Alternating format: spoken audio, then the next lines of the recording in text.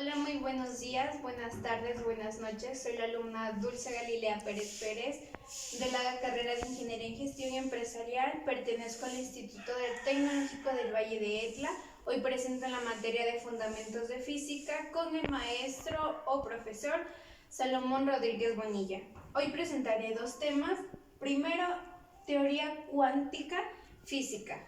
Bueno, para empezar vamos a partir de qué es la física cuántica. La física cuántica es la rama de la física que estudia el mundo, escala los átomos y sus partículas subatómicas que son tan pequeñas y no las podemos ver a simple vista. Este lado de la física es muy difícil de comprender y para esto comenzamos donde comenzó toda la remota del siglo XXI.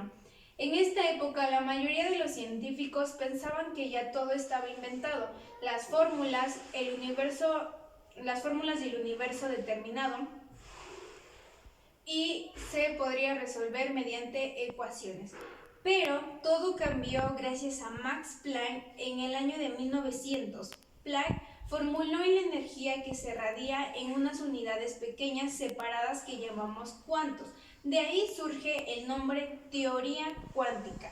Avanzando en el desarrollo de esta teoría, descubrió una constante de naturaleza universal que se conoce como la constante de Planck. La ley de Planck establece que la energía de cada cuánto es igual a la frecuencia de la radiación multiplicada por una constante universal. Sus descubrimientos no invalidaban la teoría de que la radiación se propagaba por ondas. Los físicos en esta actualidad creen que la radiación electromagnética combina las partículas de las ondas y las partículas que descubrieron de Planck, que fueron validados posteriormente por otros científicos, fueron el nacimiento de campos de nuevos que conocieron una cuantificación que se podría decir que se reconoció en el año de 1905. La importancia de las ideas sobre la cuantificación de la radiación electromagnética, puesto por Albert Einstein, con quien colaboró a lo largo de su carrera.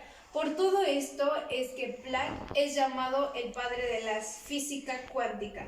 Conforme se desarrollaba la física cuántica, se fueron descubriendo más cosas. Por ejemplo, una gran cantidad de partículas subatómicas, y que en los interiores de los protones se encuentran los quarks y los gluones por partículas elementales que ya se pueden dividir.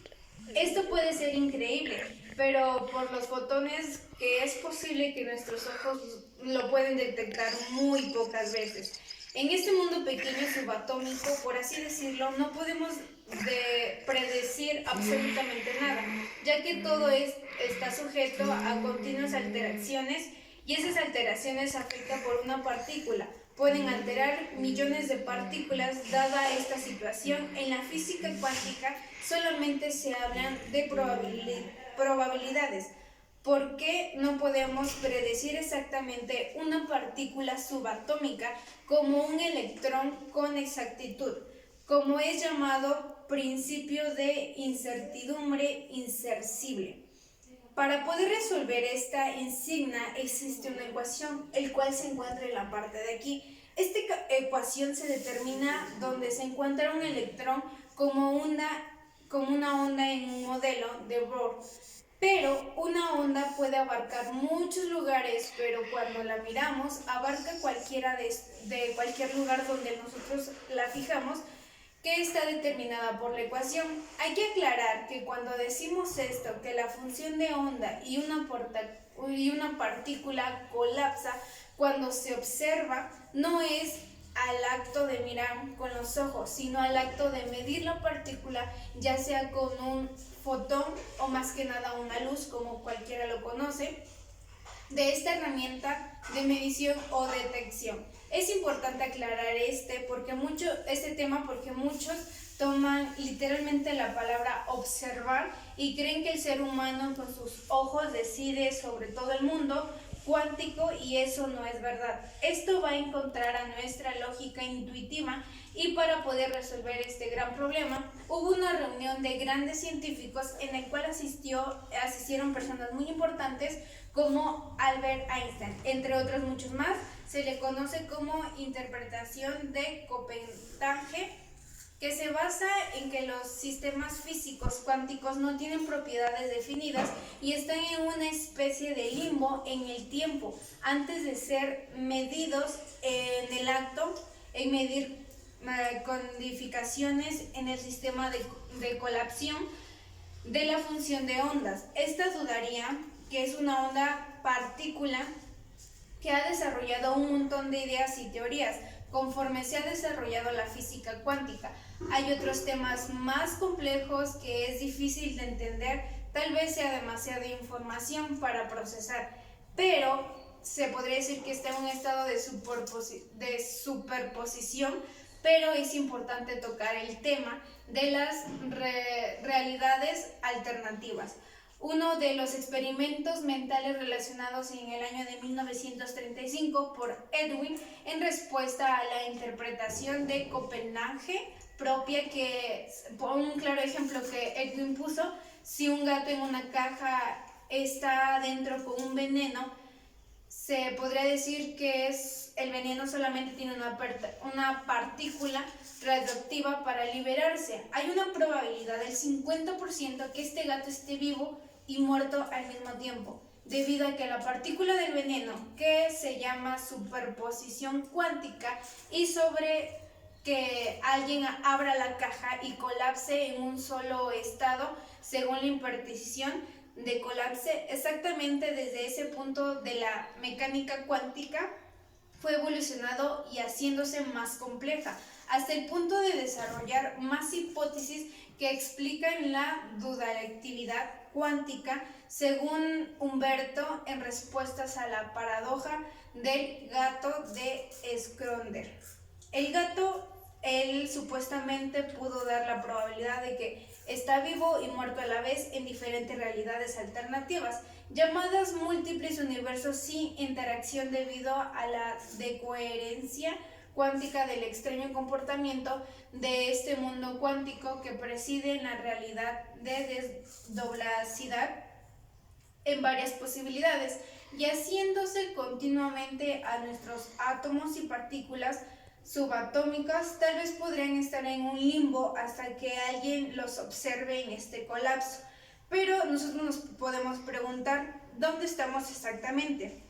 La hipótesis de esta teoría cuántica es la búsqueda de una teoría unificada que propone que en nuestra realidad está formada por una cuerda de un grado de dimensión en múltiples universos paralelos donde no existen hechos objetos a nivel cuantífico. Esto nos lleva a otra pregunta: ¿cuál es el mundo real? ¿Se rige bajo la física clásica o la física cuántica? ¿Acaso la física clásica de Newton preside muy bien los objetos grandes con una estimación muy cercana del 100% y por una imagen de mínimo que nos deja hacer una estimación de realidad cuántica? En conclusión del tema, podemos saber que a la física cuántica le debemos muchas aplicaciones prácticas. Por ejemplo, los láser, las fibras ópticas. La física cuántica ya se está utilizando en medicina como resonancias magnéticas, hasta incluso se están desarrollando computadoras cuánticas y un montón de aplicaciones en nanotecnológicas. Cuando la cuántica se denomine, podríamos transformarla. Tal vez los objetos o que adquieren ciertas formas imposibles en cualquier momento limitado o incluso teletransportación. Ahora hablaremos sobre el segundo tema de la teoría unificada física. Más conocida como los científicos, la teoría del todo o teoría unificada fue el sueño incumplido de Einstein. Este se empeñó y dedicó literalmente sus 30 años de su vida, ya que no logró, y aún a continuación sin descubrirse eso, la teoría del todo debe explicarse sobre todas las fuerzas de la naturaleza y todas las características de la energía y la materia. Debe resolver la cuestión cosmológica, es decir, dar una explicación convincente al origen del universo. Debe unificar relativas y cuántica, algo hasta ahora no conseguido. Y además debe integrar otros universos en caso de que lo haya. No parece tarea fácil, ni siquiera se debe hacer si existe. Esta teoría todo se abarca sobre la naturaleza y en el caso que haya existido, si es accesible a en nuestro entendimiento y a la limitación de la tecnología para descubrirla. Einstein creía que si existe o debe existir dicha teoría, para él el universo es algo armónico y ordenado en el que todo está relacionado y tiene un propósito. Creía que la belleza de las matemáticas y del universo seguía la visión tradicional de los antiguos matemáticos filosóficos griegos. Por eso no aceptó el caos de la cuántica recién descubierta por aquella época. Para que Einstein, su dicho era: Dios no juega a los datos. Einstein se quedó solo en su búsqueda de esta teoría del todo durante los últimos años de su vida. Se ha desaparecido o literalmente muchos lo han tomado como sus amigos, como un hombre loco. Pero en sí, anteriormente ya se unificaron otras leyes de la naturaleza en el siglo XX de Maxwell, que unificó la fuerza electromagnética al comienzo del siglo XX igual. La relatividad de Einstein unió espacio y tiempo y posteriormente el espacio-tiempo con gravedad. Lo que nadie ha podido unificar aún es la relatividad con la cuántica. La relatividad es la ley de muy grande de los astros y las galaxias, la cuántica que rige a un pequeño de las partículas subatómicas, pero a veces parece juntar como en los agujeros negros o el Big Bang y las físicas, aunque no se han podido investigar a fondo.